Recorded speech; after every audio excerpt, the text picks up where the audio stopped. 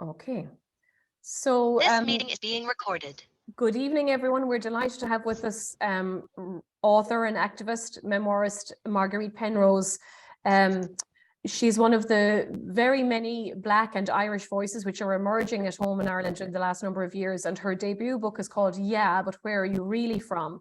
And it's really a fantastic addition to try to kind of help Irish people and others to celebrate the diversity of Ireland and the different possibilities of what it means to be Irish. Marguerite was born in first of all with congenital scoliosis in St. Patrick's Mother and Baby Home. So she grew up, of course, mixed race, fostered in and then adopted into a family. So, you know, arguably a very tough start in life, Marguerite, but we were just saying that, you know, you absolutely made lemonade with your lemons, and you have a very positive message actually coming out of this start. So thank you very much for talking to us today, and we're delighted to say we have your book in store, so if anybody would like to buy it in the museum if you're in Albany, or it's available on Amazon too. So Marguerite, if you wouldn't mind, just tell us a little bit about, you know, the fact of your birth, born, as I said, in you know, these mother and baby homes are so notorious at home now. And we've had these investigations and commissions and reports. So, you know, technically, I suppose you were one of the lucky ones. Your story turned out to be, you didn't spend much time, you know, in the home. So if you wouldn't mind talking to us a little bit about that. Sure, no problem. Thanks for the opportunity to speak this evening. Yes, well, I spent just over 3 years in St. Patrick's Mother and Baby Home, which was on the Navan Road in Dublin. So it's funny, over the years, I've met connected with so many people that were also in St. Patrick's. It's also, you know, amazing to meet so many people that are adopted, you know, throughout the years. That, you know, you think kind of, oh, am I the only one when you're younger? But then as you get older, you realize how you're not, you know, there's so much more of us. But yeah, St. Patrick's, you know, like all mother and baby homes and Tuam have been in the news hugely over the last couple of years. It just happened to coincide when my book came out as well, or when I got published initially by Penguin. So it's amazing how everything aligns that way. And as you know about the commission, it's still ongoing at the moment. We're fighting for justice and for everybody, not just if you were there 6 weeks, 6 months, or a year. That shouldn't matter, you know, how long you were in any of these institutions. So that's the message we're trying to get across. Unfortunately, it doesn't seem to be hitting home too much. And the commission has been going on for a few years now, and we're not really any further along the road. People just want their information, which it's painstakingly hard to get.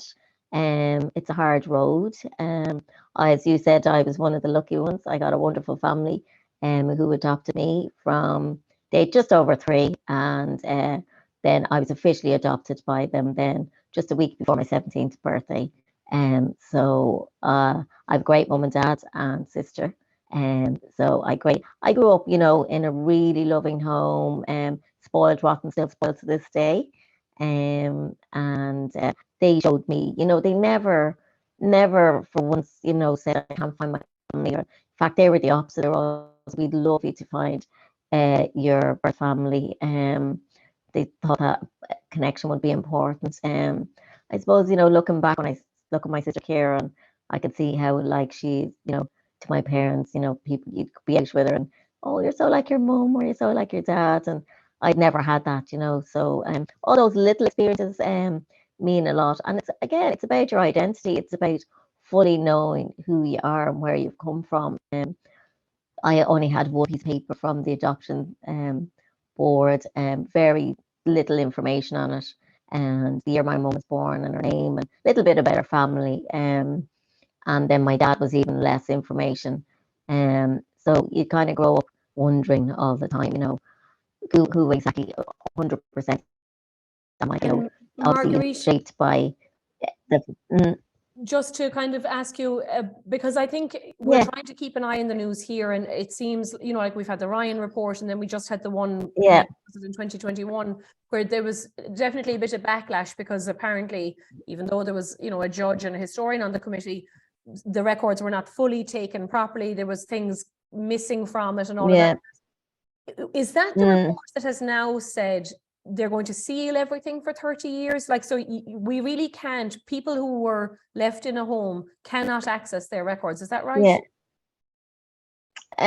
Well, no, you know what? It's even complicated for us in the system trying to get, information. So it's basically the files have been handed over to Tulsa. So they have brought out a new tracing scheme now. I've kind of gone through the tracing process, so I'm not 100% in this because I've kind of quite the other side. It all just coincided that way. So you can apply for your information. It's relatively new. If you don't have to be a direct, you don't have to be an adoptee or a parent. You can be like a cousin or a sibling or anything like that. Again, I don't know how long it's going to take, but it's a whole new way of applying. I do believe the application process is pretty intense and pretty intrusive. So I don't know how effective it's going to be, from the time that you apply to the time that you get an answer. If you do completely get an answer, again, it's fairly new. So it's only come in the last couple of months. But to date, I haven't heard really much positive coming from the side of siblings or anybody that's adopted trying to trace,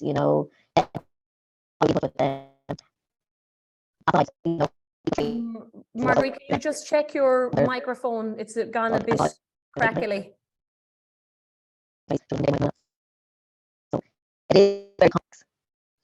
You froze there, but will you just check if your microphone is plugged in all the way? It was gone a bit crackly. Oh yeah, I can hear you now again. You're perfect. Okay, good. Yeah, we lost you. So, just check the connection. Yeah. Would you mind on your microphone? Because we lost you totally. Yeah. Okay, good. Yeah. Oh, so, yeah, no problem. Yeah. And so what I was going to say too, and maybe you can't answer this, what about, if anyone watched the movie Philomena or any of these older films, like it looked like sometimes, and I will say it was the religious orders like who were running the place, if they've kind of blacked out the names and stuff, like, is there a full set of records, or will some people never get answers because, they did hide the answers? Yeah, there's a lot of redacting that has happened. I applied for my own medical files like 2 years ago, I think it was now. And yeah, some of it, now I was pretty lucky again. There wasn't a lot of redacted in mine, but it didn't tell me anything, to be honest with you. I might as well have not have applied. But there have been people that have gotten files that are like, you can't read really anything. So I 100% don't know the answer to that. I haven't heard from anybody yet that has said, I've gotten my file from this new process. So I think it's going to take time. And as well, there was a lot of problems with the application process. Now, again, it's a new system. So they were saying, because they had so many people applying, the system was crashing, etc., which I suppose is common. But I think if you're offering somebody a solution, the solution has to work, the normal tracing process through Tulsa is really difficult. I went through it myself, and you have to apply in writing, which that's okay. I didn't have a problem with that. But it's actually to wait for a caseworker. So if you're based in a highly populated area, say you're based in Dublin, you could be waiting 3 years for a caseworker. For me, I was actually living in Bettystown in County Meath, so my catchment area was a bit smaller. So I think I waited just over a year and a half or so for a caseworker. But the work only begins then, so you're talking maybe 2-3 years down the line, if not more, depending on how quickly they can get the information. Obviously, they can't open your file and go, right, here you go, so that's the information. So you have to be, like, I had to go through a couple of sessions with my caseworker just to find out, where I was at, what I expect of the end results, So you kind of work through that. But for me, my caseworker was amazing, Margaret. She was really good. We had a great relationship. I could say anything to her, and she checked up on me. So they have a lot of restraints against them.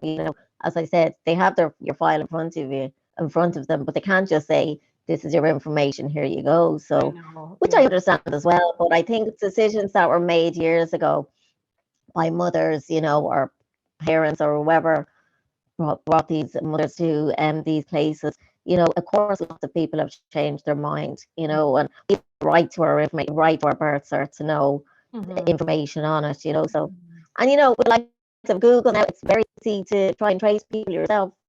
So Yeah. if the state constantly say no, everybody else is just going to go against them, Yeah, and sure, even I think that's the more dangerous if you ancestry.com and have all that. people.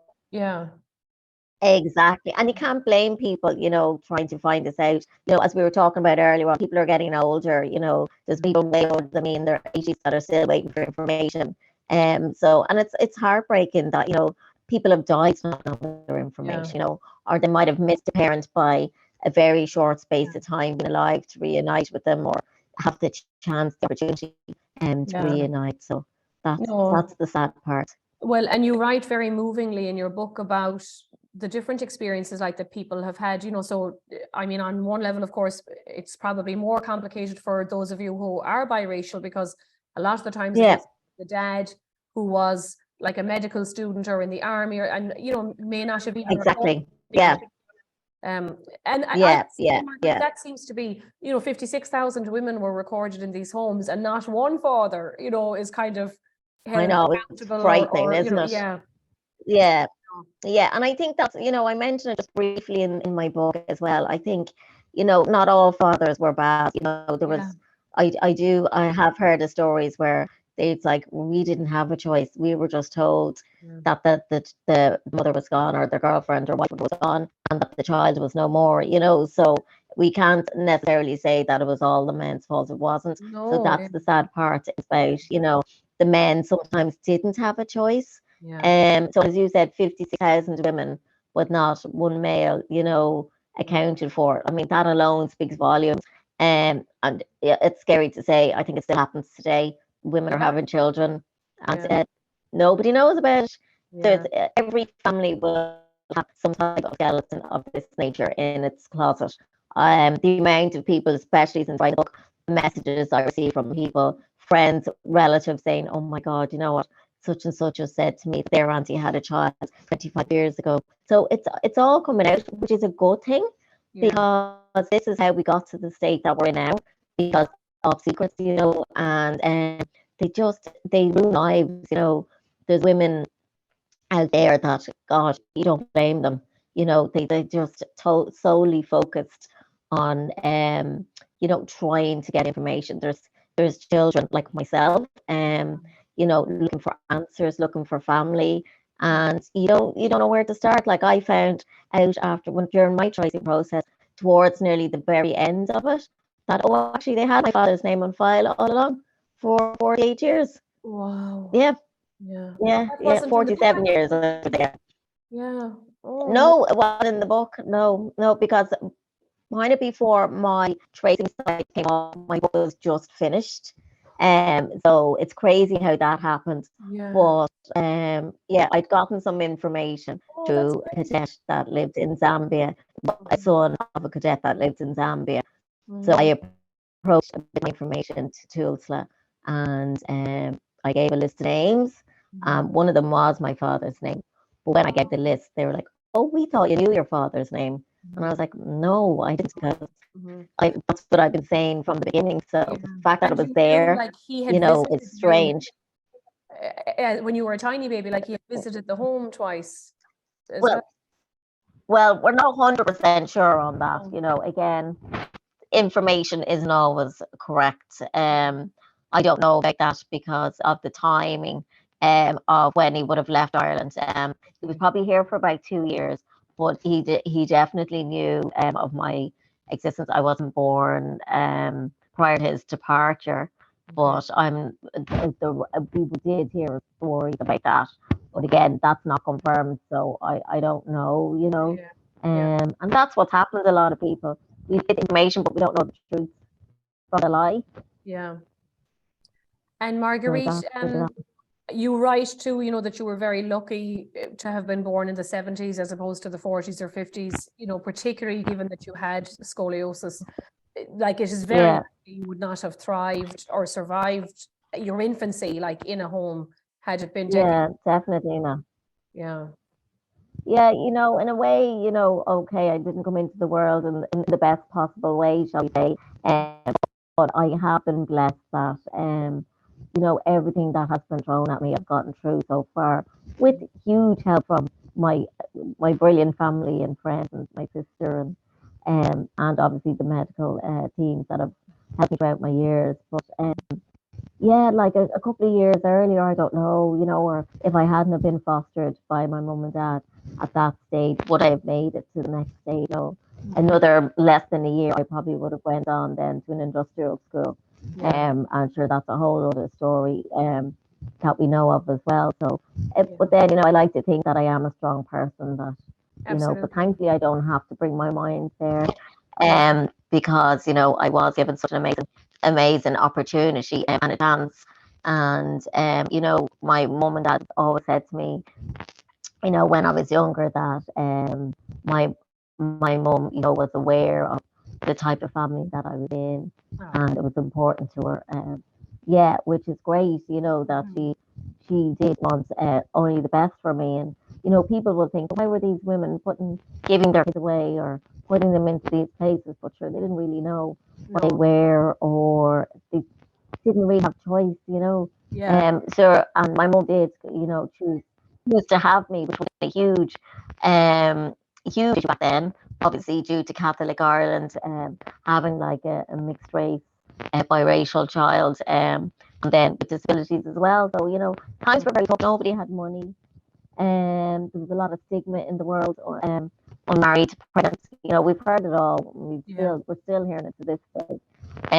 So yeah, it wasn't that they just didn't want their children. Nobody wants to give a child away, and I think that's the important thing that we need to remember. Most had no choice. Most were forced, and the ones maybe that did have a choice, that was their only choice because they couldn't see past, how they would deal with having a child by themselves. Maybe it was very, very tough times.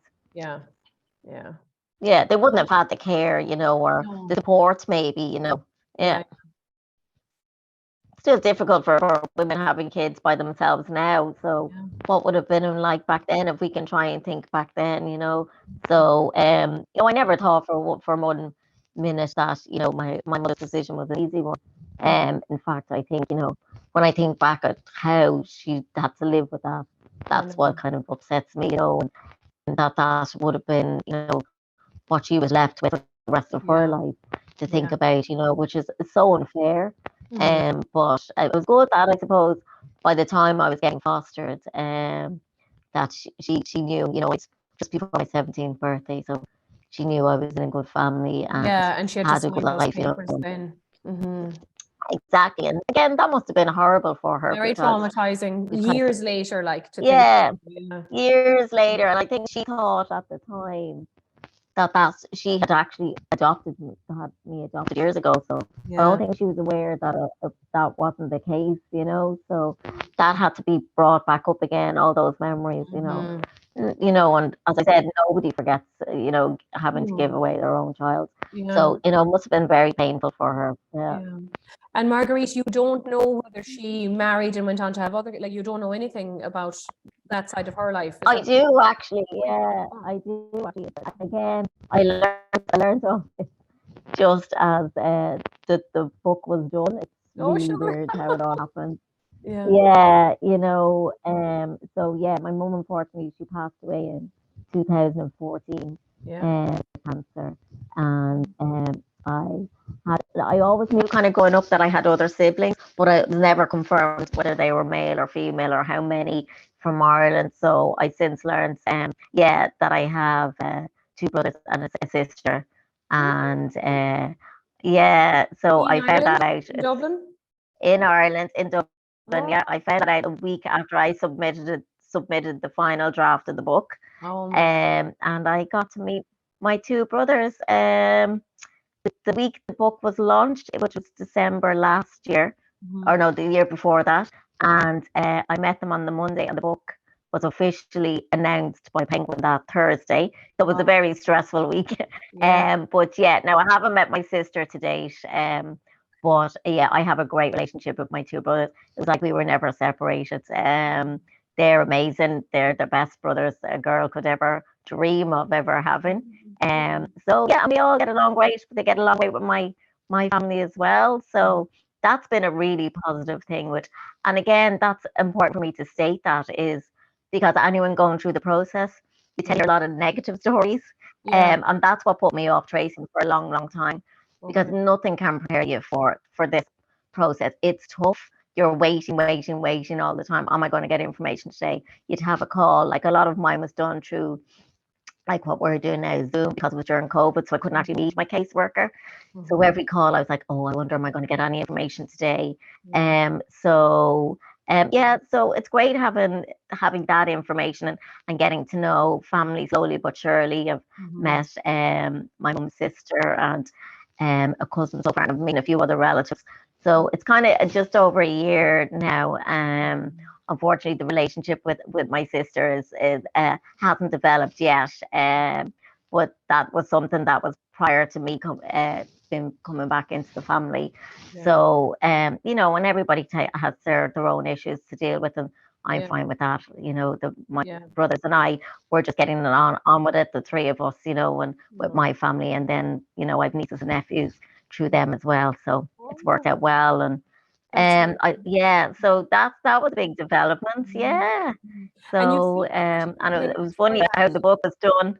Yeah, because in the book you do talk Um, about the mixed results, like the people have, you know, some yeah, people, the yeah, maybe the mother like is not exactly. able to meet the kid, or you know, yeah. Yeah, yeah. And there's nothing like you have chats about what you think, you know, different scenarios and what you think would happen with that. Well, to be honest with you, until that scenario you're met with, it's like anything, you know, you don't know how you're going to To react, you react. know.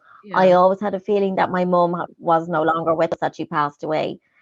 So I kind of had myself a little bit mentally prepared, but then when it actually confirmed to you, it's quite a shock. It was the week before Christmas when I found out. Yeah. About my mum. So that was like 3 years ago now. Yeah. So yeah, it was devastating. But you know, again, you know, there's no you can't turn back time, No, it's unfortunately. the That's hand the way you it put was out. meant to be. So but it's having the information, you Yeah. know, having the information, you know, I have like what she looks like. I know her full name properly, you know, her ways, her manners, you know, about her life. And the So that's, medical you know, a history comfort even, as it's well. But important, you know, with cancer and yeah, things. exactly. That's all.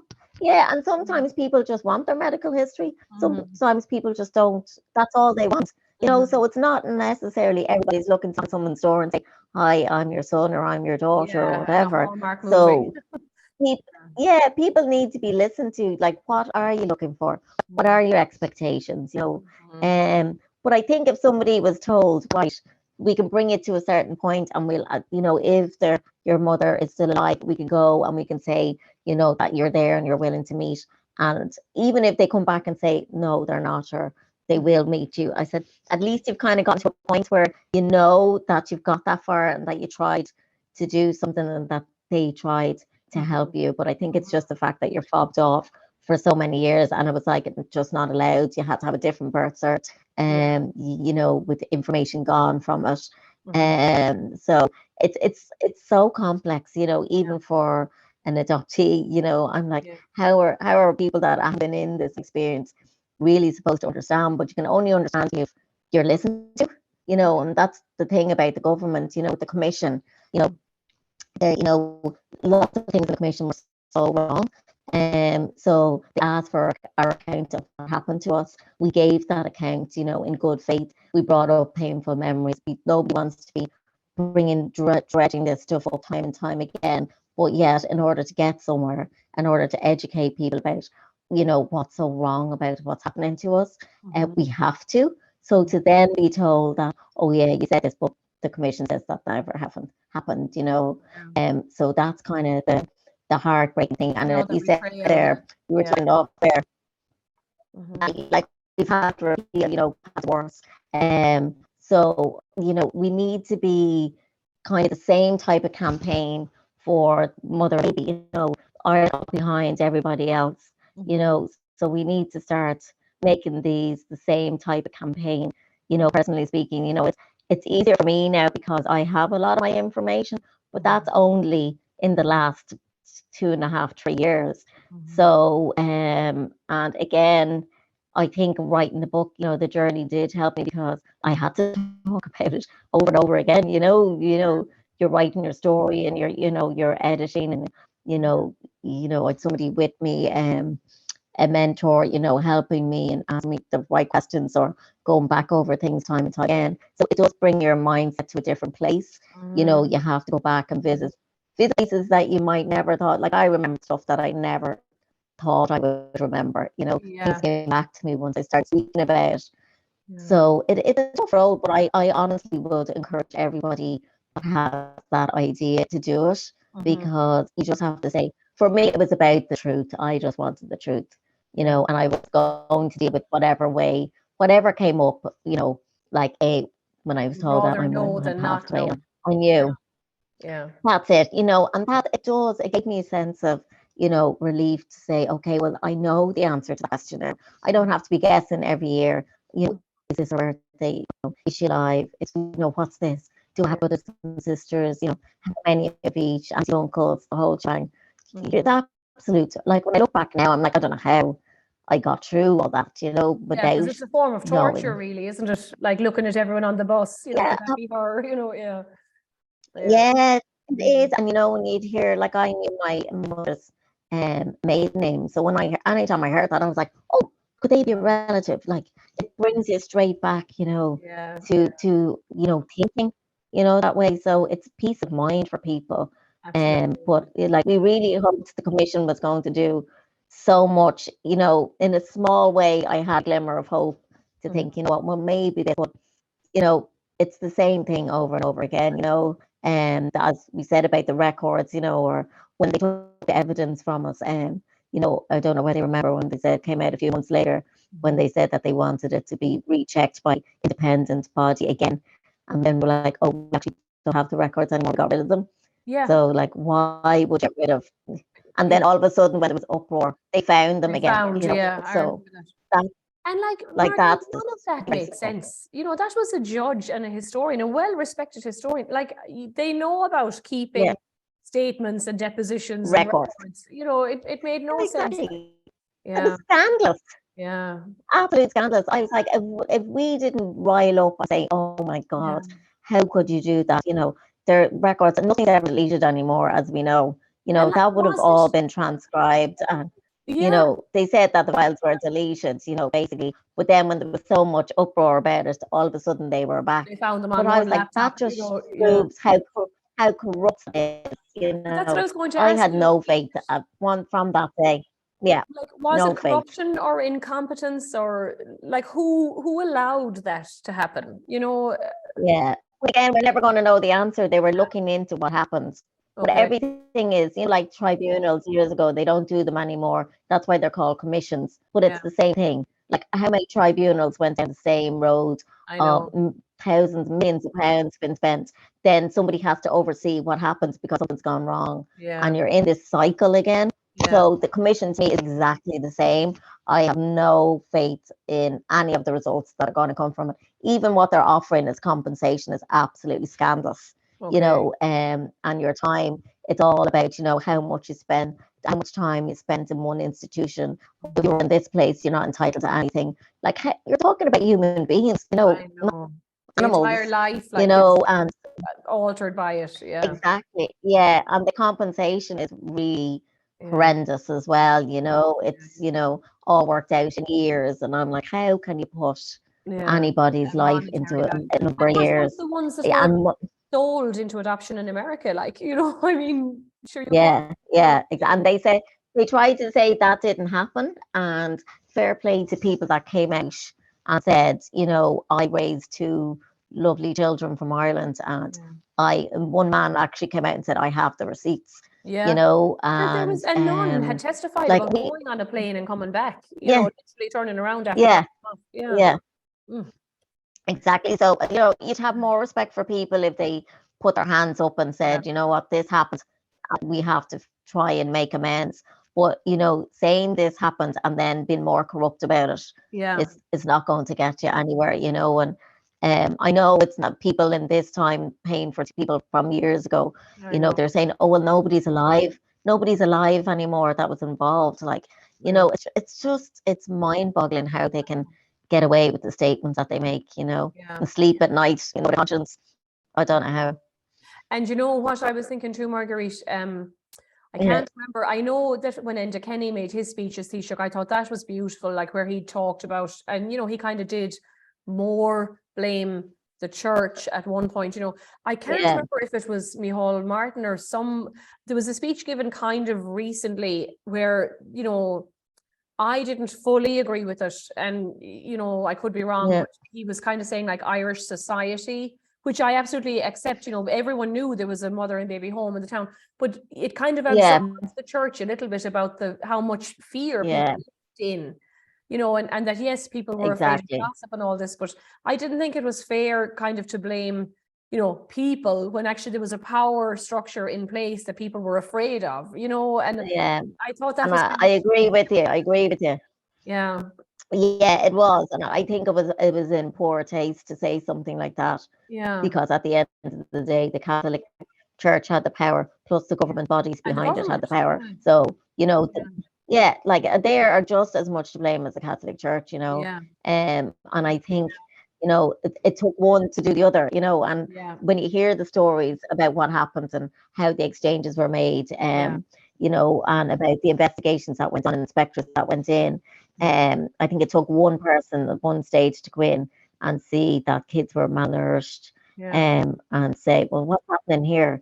But yeah, yet they were allowed to just do what they want for years. for But even when years. it did come to the forefront that, you know, it was all about money. It's all, you know, it all came down to money and power, you know, and egos, I suppose. But they Mhm. were dealing with, you know, human life, you know, with very vulnerable women in a very vulnerable situation, you Mhm. know, scared and alone. That might have come Sometimes young from, you and know, raped. very Yeah, horrible. Exactly, yeah. exactly. Oh, So, on other times, you know, in relationships, but torn from that yeah, because of the pregnancy, yeah. torn from their parents, grandparents might have gotten involved. Mhm. So it's so much like to turn around and say society, you Mhm. know, has a hand in it as well was probably a bit too much, I think, you know. And Yeah, yes, I you didn't know, think it was it sensitive wasn't a highlight back necessarily. then. Yeah, yeah. Yeah, yeah, Um, definitely not. and then the I group. think now we can try and move forward. Yeah, exactly. And I mean, no, but well, I would Yeah, argue like that the church really should be made to pay more. Like they, you know, they got away without paying the yeah, sexual abuse victims, and you know, like they may have yeah, to staff a few assets like to pay, but I would be advocating for that. You know, like, yeah, absolutely. Yeah, it's not going to make things better, but they yeah, should be some form held of, accountable. Like, you know, they should have to show something, accountability, yeah, absolutely. yeah. And then the organization that you're working with now, that Jude and that other lady from England, well, she's living in And England now, the Association of Mixed Race Ireland, like there had to yeah, be yeah, special provision inserted, like that, you know, bad and all as the homes were for kind of everybody. There was another level again if you happened to be mixed yeah, race. So particularly like in Jude's time, yeah, you know, you even talked about it in the yeah, book, the rejects room, like they didn't think people would want to yeah. even adopt mixed race, you know. Yeah, exactly. You know, and maybe that is the reason that so many of us were held, you know, weren't adopted or fostered for such a long time. Statistically, you know, when you see the amount of mixed race or children or black children that were there for years or went on to industrial homes. Again, you know, I had my colour against me, I had my disability against me. Mhm. So it's all the label, you know, and everything and everyone. Yeah. And and rehab really, I mean, they did amazing work, especially Conrad. You know, he's been such a huge help to me, especially with my tracing family wise. And Jude, like they're just absolutely amazing people. The group is so inviting, you know, you can message in, you can talk to anybody. We like I play a very tiny role in it. And it's, you know, it's a privilege to be part of their association. The work that they've done, Jude, since years and years, I you know, know. has been campaigning, and Conrad as well. So they are the experts, you know. Mhm. You know, their passion, you know, for everything. Like I get disheartened so much when I hear all these commission fails and, you know, more, you know, scandals coming out about mother and baby, whereas yes, they're disheartened, but they keep saying, right, we have to plow through. And that's it. Like, I feel sometimes they're nearly forcing you to give up with the stories Yeah. because you feel like everything is against you and you're never going to get to the end of it. Whereas being part of a group like that really makes it, let's not give up, let's keep pushing forward Pushing. because Yeah. it mightn't happen in our generation, but we have to keep fighting. Yeah. And that you're not going to go down without a fight. Yeah. And Marguerite, your That's book, it, the exactly. title is, yeah, but where are you really from? How are you? And you talk in the book about not just wrestling kind of with your Irish identity, but also your identity as a Black woman, and like your Yeah, hair and all of that. yeah. So where are you today in that landscape? Like to claim. It's yeah, exactly. Slightly better road because I have managed to trace the Zambian side with the help of Conrad. And unfortunately, my father had passed away as well. So I'm not going to meet him either. But I do have two Zambian siblings. So I have a brother and a sister. So I've connected with them only since kind of September.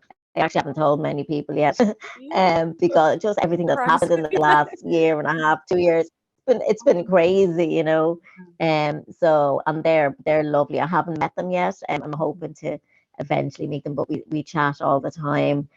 So yeah, it's connecting to that side. It's harder because obviously I'm not near Zambia, Yeah. and I can't just call over or like I can with my brothers now, and have the same type of relationship. But we're building on our relationship slowly. They didn't know anything about me.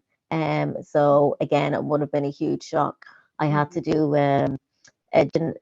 genetic DNA testing here, and then I had to courier it over to them in Zambia, and then I had to wait for the courier result. So they were contacted and told about me, but we had to actually say we're not 100% sure about this. So unfortunately, I had to be told, oh, well, your father had a daughter, and oh, by the way, we're not 100% sure. So God love them. They had to live with that information for a couple of weeks until we got to organize everything. Thankfully, when the results came back, it was a match. That's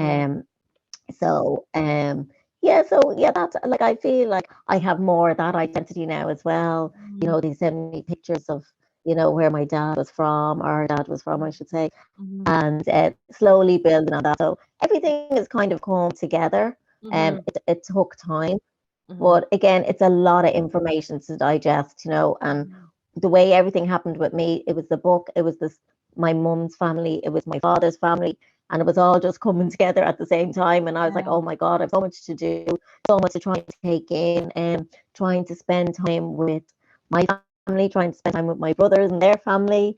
It's been full on, but it's been absolutely amazing. I never thought this would happen, even being a positive person. So it's kind of just to say to people that don't give up. It it just all happened so quickly in the end for me. And now that I have the information, you feel so much peace, even though I'm not going to get to meet my parents. So that's something that you have to, I've had to accept that. And there's no point in me saying, oh, but what if this? What happens if I'd tried 20 years ago? There's no point in saying that. So I just have to work on today. And I just feel so, as you were saying, lucky or blessed that I've gotten this far and that I've got to know that information. I'm still, I'm not quite 50 yet. I'm hanging on the edge there to it. So it's great to have that information. But so many people turn to me now kind of to say, well, what did you think here, or what did you think there? So it's up to us to be able to help others as well, to give back. I guess I had so much help, in the end with my journey. So that's why I say to people, just ask me, send me a message, whatever. I'll do, give you my own piece of advice or whatever you want to know. And it is tough mentally. It's very challenging. Absolutely. You're going to be hearing things like, you're not prepared for it. You think you are, but you're not. But, you can get through it. So yeah, that's the main thing. When I'm listening to you, Marguerite, like, so you're into meditation and Reiki. You're a master and can teach. So you obviously have like a kind of a calming, mentality, but also, I suppose. I hope. But I do think just the closure that it gives you, and your book was very positive. Like, we're talking about incredibly, as you say, like difficult kind of But even your disability, Yeah, like, you never let that stop you. As a tiny child, you know, you were active, and yeah, a couple of setbacks because you had the scoliosis surgery, which didn't work and had to be yeah, kind of, you know, so there's a lot. Not only was I meaning to say like that you are a very positive person, but you're also very empathetic, and I think that is definitely helping, you know, you maybe to process and to yes. other people that, you know, people did kind of the Mm, best they could maybe, or, you know, that there's a silver lining. yeah, and I like your there attitude. is for me. Yeah. Yeah, and when I was writing the book, and I wanted to, I was 100% honest, and I don't know whether I'd mentioned, I hadn't told anyone I was doing this. So my parents, my sister didn't know, and nobody knew. But the night, like 2 or 3 weeks before the official announcement, I said, right, I'll tell my family the book is going to be finished, and I'd Yeah. sent it off to Penguin. And so they said, right, if you want to tell your family, go ahead. Oh, So I called them in one night, and I had dinner, and I put my cover of my contract in a frame and wrapped it up, and I gave it to my parents, my sisters, and you have to open that now at the same time and let them read it. And like, oh my God, my mom was like, you never talk about anything. How have you written a book about it? yeah. And that was another thing I didn't really think about. I know people say that's ridiculous, you were writing a book, but I honestly never expected to get published. So it was just writing for me. So you have the reality of now you have to talk about it constantly. And you also, everyone is going to know your innermost thoughts. But it was like a very empowering time for me because I can speak about it freely now. Whereas before, like friends were thinking, I never knew that happened to you. You never told me that. Yeah. So I think everybody deals with things differently, but I think if you're coming from it, with a sense of empathy, with a sense of positivity, and not saying like I will tell you, you read in the book, there were moments where it was really low, and a lot of very upsetting things happened, and still doing the news stories, hearing these stories about mother and baby, it does have an effect on anybody that was within that society. So you do have your bad days, but if I was to go around being angry 24/7 about this, I wouldn't get anywhere in life. I wouldn't be here. I wouldn't be the person that I am today. So I think, yes, I am positive and I'm proud of that. But also too, it's okay if you're angry as well. We have to be able to have balance, I think that's important in order for you to move on, to get through, the difficult patches which everybody has in life, for Yeah. one reason or another. But most especially if you've been through anything, any illness, you know, Traumatizing. Yeah. anything like that, anything that's happened, So there's always the good, the bad, and the ugly, as we say. But I think when I wrote the book and Penguin were interviewing me, before giving me my publishing deal, that's the one thing that they said to me was your positivity shines through. And I said, I don't want this to be a book where people look at the cover and go, oh God, here we go, another depressing story, Yeah. And that's what people think. It's Yeah. terrible. So I said, oh, we need to give people every side of these type of stories. So Yeah. yeah, we need the bad, the good, the ugly, whatever, the happy, the sad. So I like to think that there's a bit of a mixture, but Yeah. most sincerely that 100% sincerity went into it, Yeah. and that is the type of person I am, and that's okay. Like people will turn around to me and say, how are you so happy all the time? Like it's a crime, so I know. um yeah, Yeah.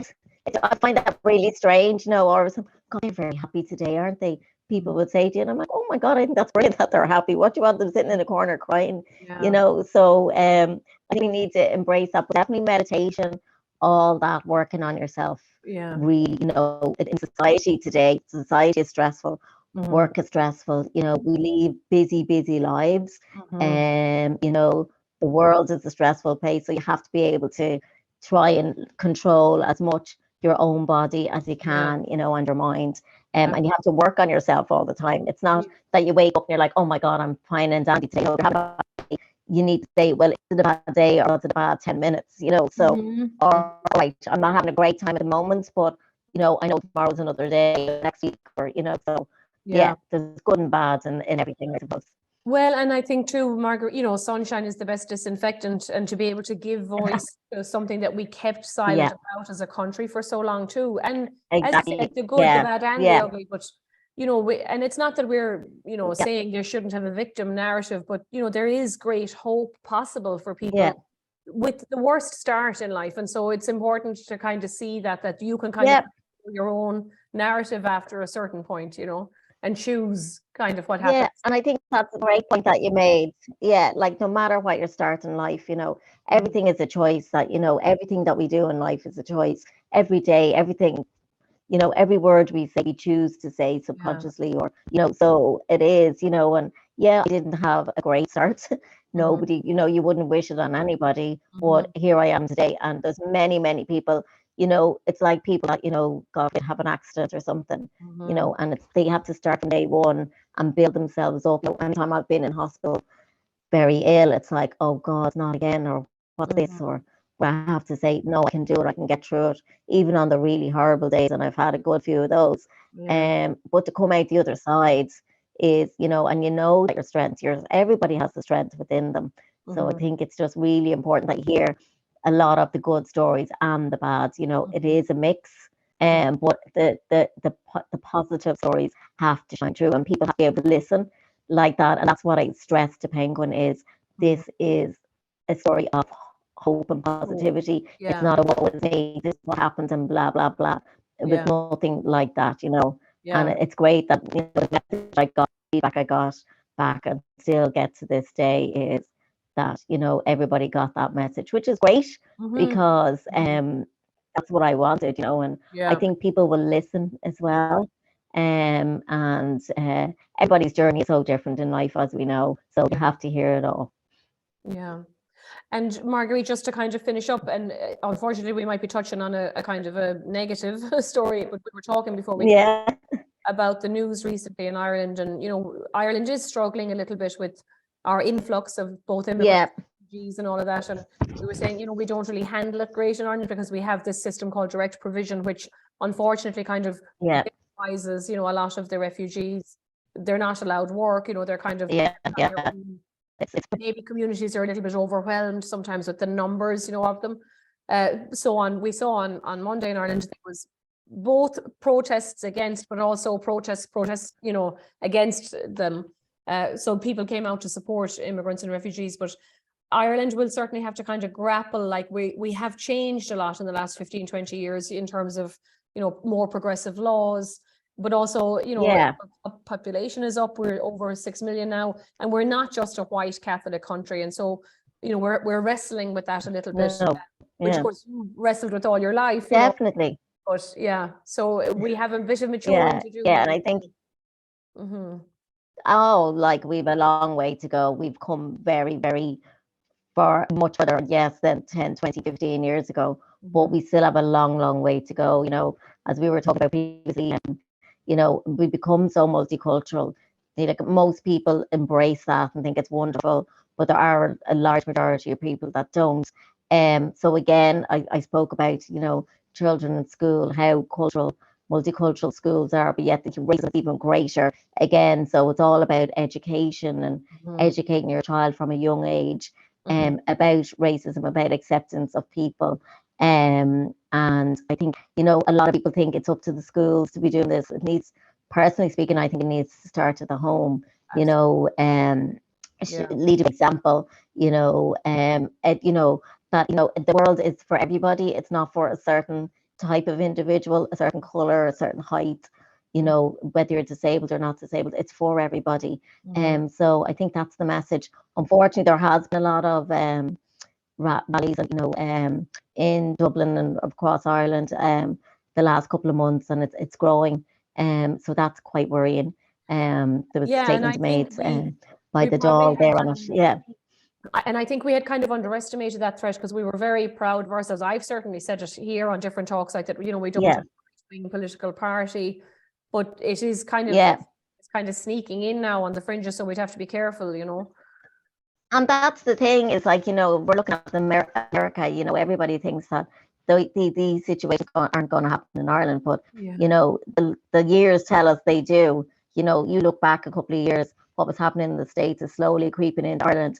In another 10 years, what's it going to be like here? You know, so that's the worrying thing is, you know, the far left groups, they're infiltrating, you know, they're there at these marches, you know, and there probably, you know, other people might innocently get swept up into something that might not necessarily what they agree with, but all of a sudden you're at one of these protests and you're slap bang in the middle of it. So again, it's about refugees and yeah. Irish people, you know, what comes into so many countries over the years, as we spoke about Irish, We're losing you again there now, Margaret. you know, once label that I labels, well, it's kind of happening again now, but it's more so coming from us, which is really sad. And I just feel that if we don't start addressing this urgently, we're going to be in a bad way. And it won't even be 10 years, it'll be a shortest span of years, you know, that this happened. Look what's happened in the last year, even, you know, how much it's grown. So it's something that needs to be addressed. Yeah. And, you know, we were saying Ireland has exported people to every corner of the world, and we had signs in England and America, you know, no Irish need to apply, or no Irish.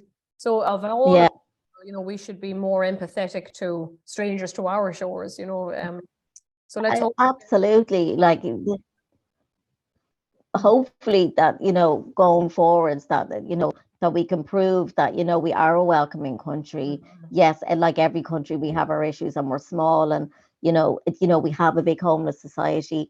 We have, you know, financial difficulties, as does every other country in the world. So it's not good enough for us just to say, oh, just because we're Irish and we're the small little island, that we haven't got room for people.